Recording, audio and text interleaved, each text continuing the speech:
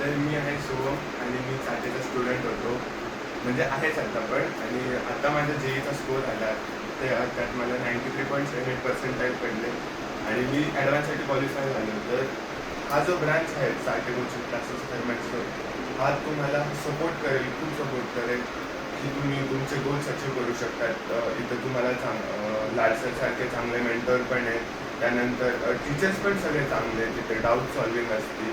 त्यानंतर जे ज्युनियर म्हणजे 10th जे टीचर्स आहेत ते पण तुम्हाला खूप सपोर्टिव्ह असतील, ते लोक पण तुमची मदत करतील. प्लस इथं लायब्ररी येतात, बुक्स पण भेटतील तुम्हाला.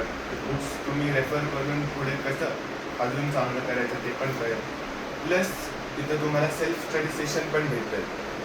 तुमचे लेक्चर्स झाले, PCMB लेक्चर झाले, त्यामध्ये ब्रेक पण असतो आणि त्यानंतर 2 तासाचा 2 ते 4 गॅप पण असतो. त्या 2 ते 4च्या ह्याच्यात तुम्ही सेल्फ स्टडी पण करू शकतात. सेल्फ स्टडीमध्ये इथले बुक्स रेफर करू शकतात. हे बुक्समधून तुम्ही MCQ सॉल्व्ह करू शकतात, लर्निंग करू शकतात. त्या टायमाला एकदम शांत असतो, सराउंडिंगमध्ये कोणी नसतं, क्लास पूर्ण शांत असतो.